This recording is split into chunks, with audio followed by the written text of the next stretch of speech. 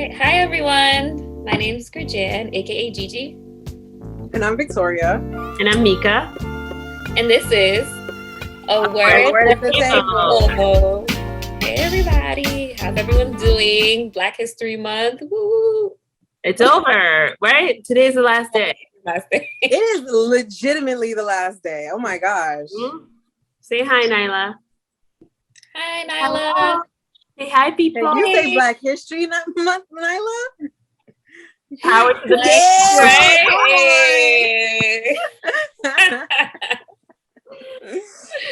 I can't. Say bye-bye. Say bye.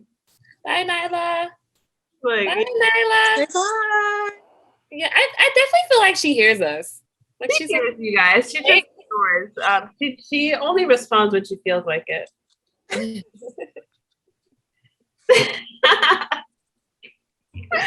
Okay. Now we get down to business. Oh wait, now I'm not in. Okay, here we go. Oh, that's good. This husband, by the way. Hey, my goodness, look how long his hair is. Yeah. Come on, hang time. Crazy. Yeah. And they're growing. So today we wanted to discuss the movie Judas and the Black Messiah. It dropped like mid-February, I think. Early February, yeah. On HBO. It was really good. And it had so many different like lessons, I would say. And so we just wanted to talk about it, just jump on here just to get different perspectives. So what did you all think about the movie? Go ahead, Mika. You go first. Okay, well, so I thought it really informed me about Fred Hampton. I didn't know his story, unfortunately. It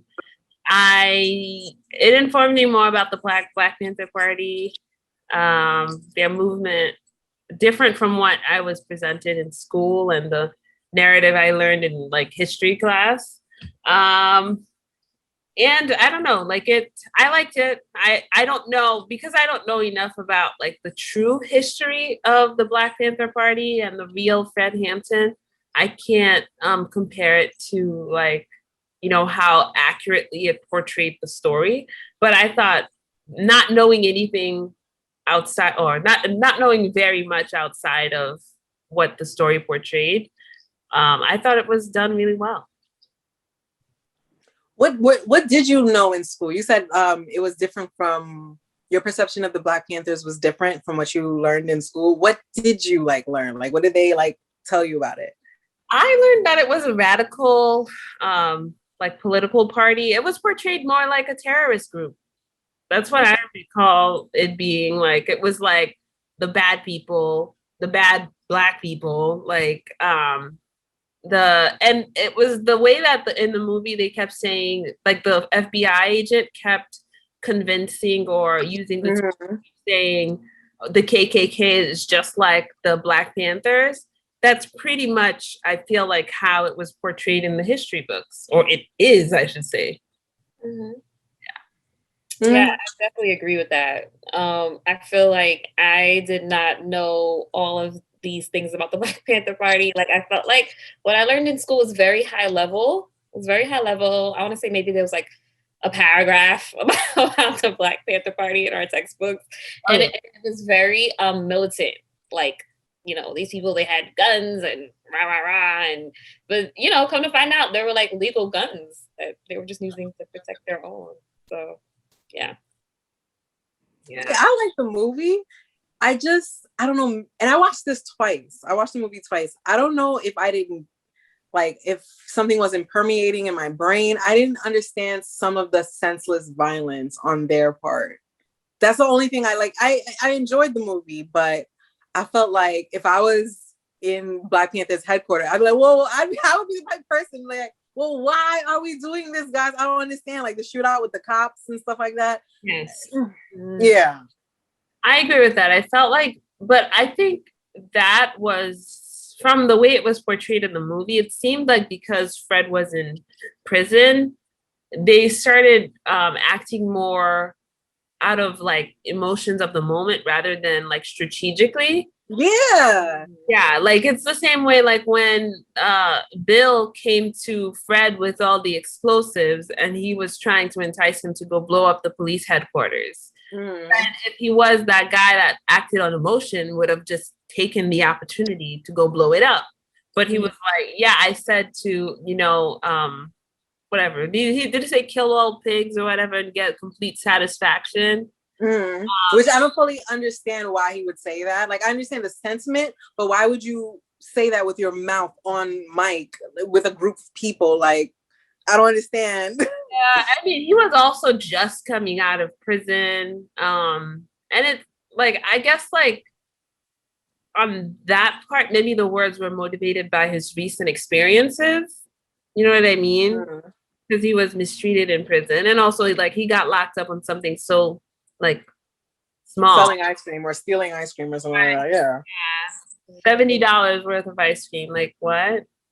Which we don't know if it's true or not. Like, that is true. That was true that he got arrested for ice cream. It is. No, I mean, like, I don't know if he actually stole the ice cream, you know? Oh. I mean, accused him of that, but yeah. Who knows? Ice cream. Right. It's like out of all the things. But I would definitely say even like the other things that I've learned about the Black Panther Party, definitely with their educational programs and their like programs where they were just like, breakfast programs. Like I didn't know about that. I didn't know that they were like legit, investing in the community and that the health center was they actually did have a health center that they started and everything. And it's just like all these things that they did to build their community, to love themselves, to take care of the community. Like, it's like you never learn about that. So that is so bizarre because that one facet I actually learned in my school, which was like a white Christian school. I don't know why, but the way this is how they shaped it, they shaped the narrative in my history class. We were learning about how capitalism, you can basically blanket any movement out with capitalism. We were learning about like the hippies and how like the hippies believed in like free food and healthcare and this, that, and third. And the hippies actually took most of their like quote unquote hippies, like like no war and stuff like that. They took their ideology from the Black Panthers.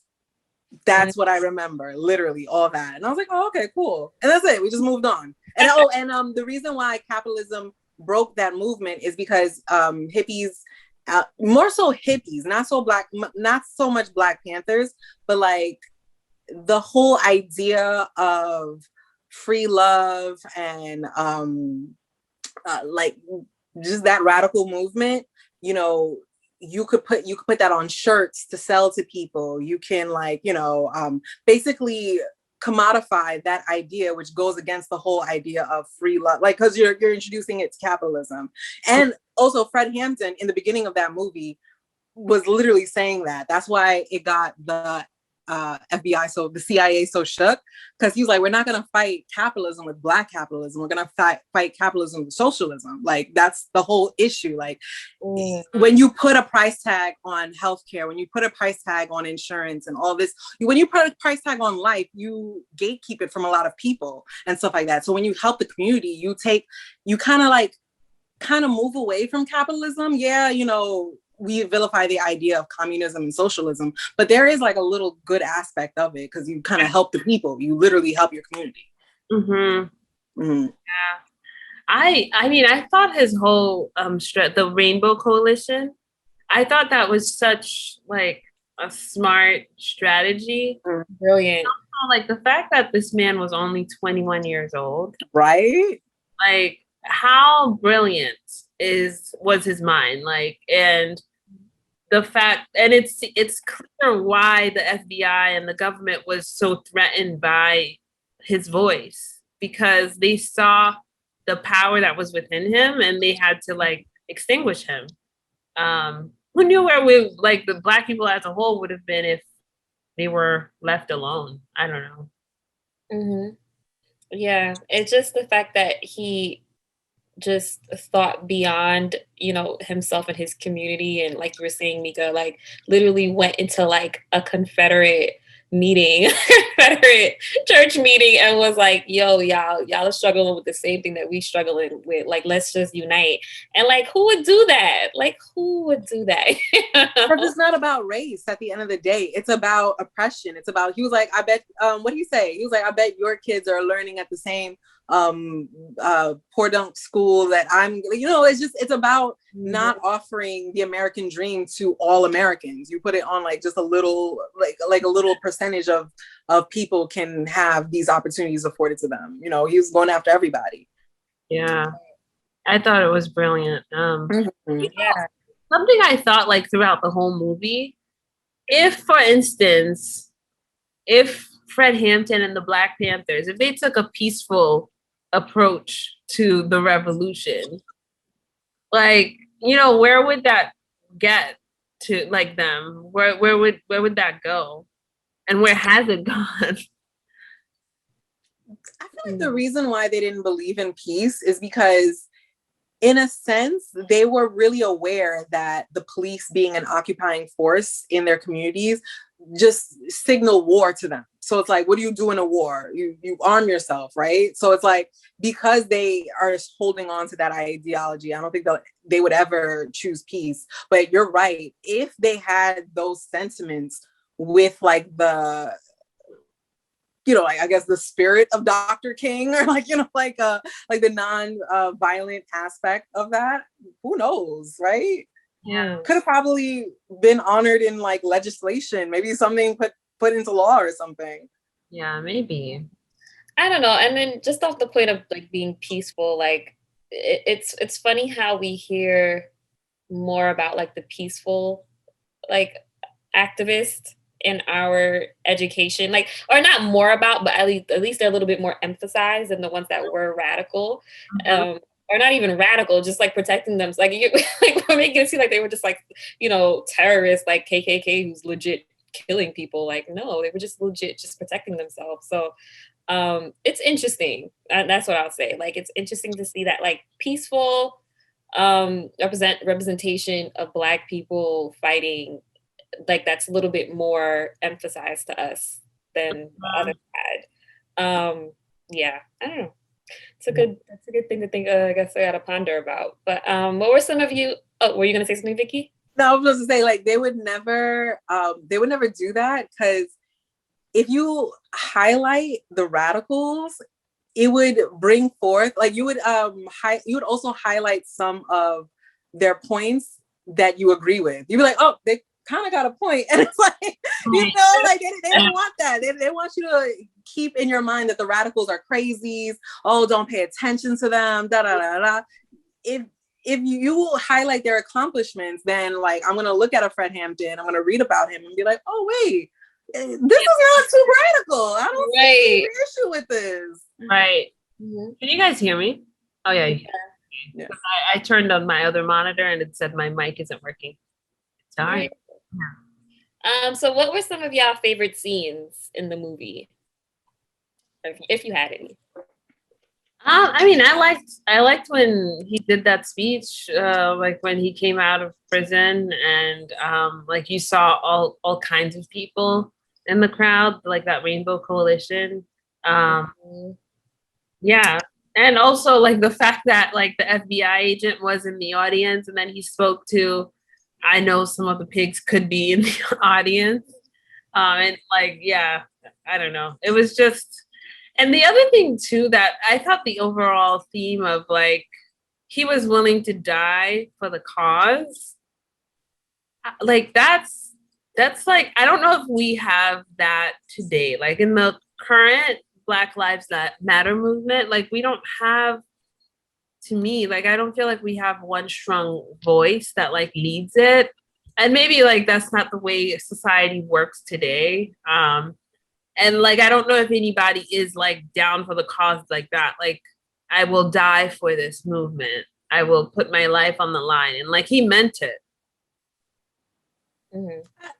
Well, technically, I remember when Black Lives Matter first started, like, what, 2013, 2016, like around that era and stuff. I remember a lot of activists, like local community. We don't have anybody on a national level. You're right. We don't have anybody on a national level to lead a movement. But I remember a lot of local activists were disappearing and being murdered.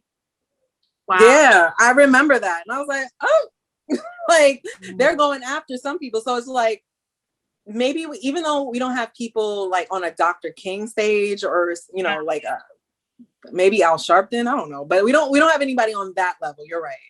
But we still have people in our local level. Yeah, I don't think that we do. Like, there's like this woman, I forget her name. I think I know who you're talking about. Stacey Abrams? No, she's younger. She's like maybe in her late 20s, early 30s. The one that's black? Yeah. Yes. I forget her name. Dang it. But she's like on the front lines, like all the time in the media. I forget her name, man, but I feel like she's one of them. I don't know if we necessarily don't have one. I feel like we might not, or maybe we might not like bring them up to that pedestal, like I guess people did back in the day. Yeah, because we have people working. Oh yeah, definitely. Yeah, so I don't know, but I see what you mean, like on like a Dr. King level, like, you know, do we have that today? I would say we probably do, but maybe we're not even like aware of it. I don't think we have one person. Maybe it's like broken up against a bunch of people, a movement, a hashtag, you know? Mm-hmm. Yeah, right. And with social media, like everybody has a voice. Mm. So I think that's what makes it different in today's culture. It's like the people have a voice. Like it's not just, you know, Malcolm X or Martin Luther King or Fred Hampton. Like everybody can say something like within their own circle. And that message like spreads out to the masses. Mm-hmm. Yeah, and that's definitely one of my favorites. Nika Mallory, is that her name? Yes, I think that's her. Wait, who? Tamika Mallory. Oh, I'm not familiar with her. Yeah, maybe I know her by face. Yeah, you would recognize her. Yeah, she's I think she might be down for the cause, like with her life. Yeah, she what was that walk on Washington she did with this is like I want to say over the summer. They did the same walk that Martin Jr. did. Yeah. Yeah. Yep. So, but yeah, that was like my favorite scene as well. Well, one of my favorite scenes. Definitely like just the capturing of all the emotions when he's doing his like speech. When he first comes out of prison, he does a speech. Like it's like they went to the camera, like they went to him, then to Fred Hampton, then they went to like his partner, and you know she's like pregnant, and he's talking about I'll die, and she's like in the crowd like look at him, and then it goes to like William O'Neill, who's like yeah I'm down for the cause, and then like he spots the cop, and the cop is like, oh yeah, you down? So they're like looking which cause? You down for our cause? You down? Right. It was such a interesting scene to me because it was like literally all these different I guess ideas or different thoughts, but it was just all through expression. So that's like one of my favorites. And then the scene, you know, when Fred Hampton gets murdered, I thought that was really powerful too. Like literally the cop is like, oh, he doesn't look dead, and like shoots him anyway. I'm just like, oh my God. The fact that his pregnant wife covered him with her body, like I was like, wow, oh my goodness. Yeah. Any other scenes? Or I'm ridiculous. Like I think my favorite scene, well, the scene that I enjoyed the most was when Bill scammed the government for a car. I was like, hey, stealing cars, still doing what you do, bro. Yeah. Get that car, bro. Yeah, let's talk about Bill. Oh, Bill. Bill. Like he was just I feel like he was motivated purely by I got my back. Like he was looking out for himself, pretty much. That's why the FBI agent asked him. He was like, "Did you care when Martin Luther King died? Did you care when Malcolm X died? Are you about the people or are you about yourself? Like, I want to see what kind of black are you? You know?" Yes. Yeah. Yeah.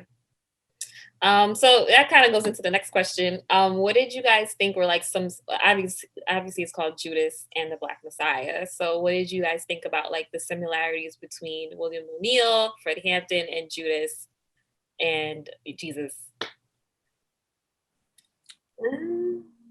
Well, go ahead, Vicky, because maybe my thought is not. Well, I know Judas and Bill both motivated by money.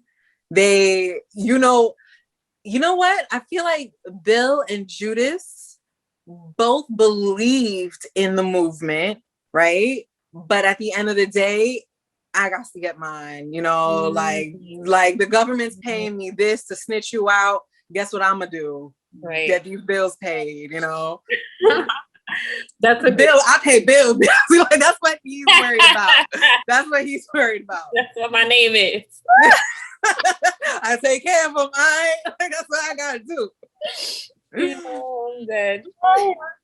No, I mean, I don't like when people compare anybody to Jesus. That's all. And that, because it's like, yeah, Jesus was radical, yes. Like if you look at it culturally back then, but I don't like that. It was, I don't know. I feel like maybe they could have used like, I don't know, Caesar and Brutus or something like that, not Jesus and Judas. I don't know. But I guess he didn't say Jesus, just the Black Messiah. The Messiah for the Black people. You know? That's true. I don't know about your soul, but you know, I can give you some free breakfast. I can educate you a little bit. I can get you for the people. All right.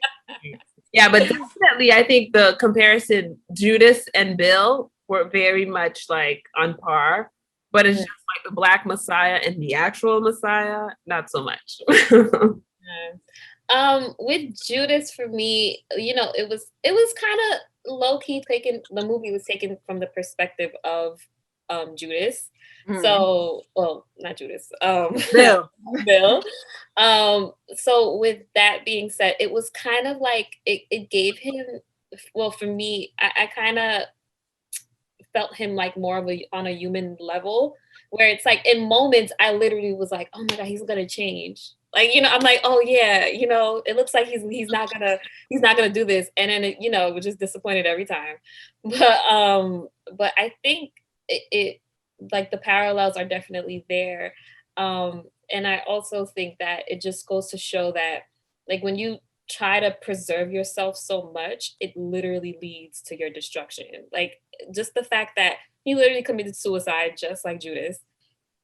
And that like it's like he put a price on freedom, or he put a price on the movement. And I just it was just like really sad to watch. And honestly I had like watching the movie, I was upset, and like I had the initial feeling of being like, oh, like really? But you know, he was just, I had empathy for him too. Like I was just like, you know what, like you was just trying to like get yours, and it was wrong, but I think the two of them kind of show like the results of your decisions in when your back is against the wall. Like, are you going to, you know, are you going to be for the people, or are you going to try to take care of yourself? And I feel like when you try to take care of yourself, that literally leads to your own destruction. So I just thought that it was beautiful. Like I think it was really well done. And I think the fact that they kind of, well, for me, humanized O'Neill, that Judas. Judas. It actually gives me a different perspective on Judas too. Like when I really like read, I'm like, oh, like it's wrong, and I wouldn't have done it, but I understand it. Like I understand it. I see where it was coming from. And with the whole, I guess Fred being like the Black Messiah, like it was really, you know, he was literally trying to help everyone, and is trying to get out of the, like the same thing with Jesus. Like Jesus was here with a message, you know, like with a message to like help others, and it literally led to him dying as well. So and he knew that too. Both of them knew that. Yeah, and it's crazy. Like he really meant like it's the like you can kill the revolutionary, but you can't kill the revolution. I think is a great message that I think is just like so beautiful, because like look at years later we're still talking about it, and it's still here, and it's like we still talk about Jesus in a way. So it's like, you know, he just like his death left something behind. If that makes sense. Like he left like his message was so potent that it leaves something behind, just like Jesus. And what was the other thing I was gonna say too? Oh, you know, at the ending, and I think you touched on this, Vicky.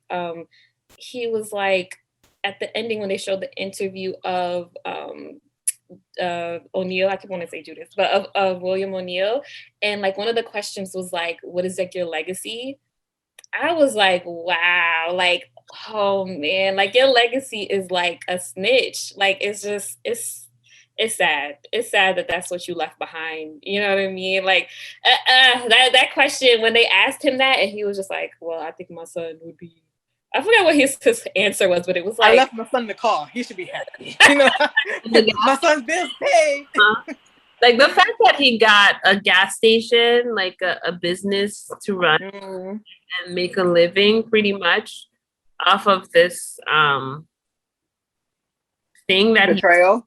Betrayal. Yeah, I think like his betrayal it's bigger than a snitch. Like you didn't just tattletale one time. Like you infiltrated the party, pretended to be a friend, lied continuously, and aided in the dismantlement of a movement that could help people that look like you. What is wrong with you? What do you think was going through his mind when he said yes to do the interview? Have you no shame? Are you not embarrassed? Like, I don't understand. Maybe, like, the thing is, obviously, when you betray your own, you can never live in peace. And maybe part of sitting down for the documentary was like, well, let me tell a part of my story. Because I'm sure like he cared about Black people, but then he was like, let me tell them like how I had to watch out for myself because I'm oppressed too. And I'm hungry and my family's hungry and I got a family to take care of. Like maybe that's what he was thinking about. And then after he, got home, probably played over in his head, like, what was I doing? How was I thinking? Or maybe he watched it on PBS and then like same night it aired. Like when you watch back, like some things that you say and you relive your own story, like he probably realized like, damn, like I messed up. It wasn't worth it. Like whatever. I think this is my theory. This is what I think. I think that he was one of those unaware Blacks that don't realize the oppression that happens, like the systematic racism that like affects everybody's everyday life. So he gets, this FBI agent telling him to infiltrate the Panthers. He knows nothing about the Panthers, right? Like he was like, oh, they got me doing these push-ups and da-da-da-da. He knows nothing about it. So he's already focus-minded on doing this job for the FBI agent. He probably is not even fully invested in like, the principles of the movement. Yeah, maybe he's like, with it, but not like fully with it. So after he does the interview and like he sees the well-researched documentary and stuff like that and realized his part that he played, he probably sat back and was like, wow, that white man really lied to me. Yeah, that white man really lied to me. Yeah, and also like he was facing prison time because he was a thief. That's how he survived, and that was his hustle. Like he wasn't willing to spend a couple of years in prison. So but the thing is, I was watching another thing about like gangs and street life, but like some of the code, I don't know anything about gangsters, but you're not gangster, Mika. Let me find out.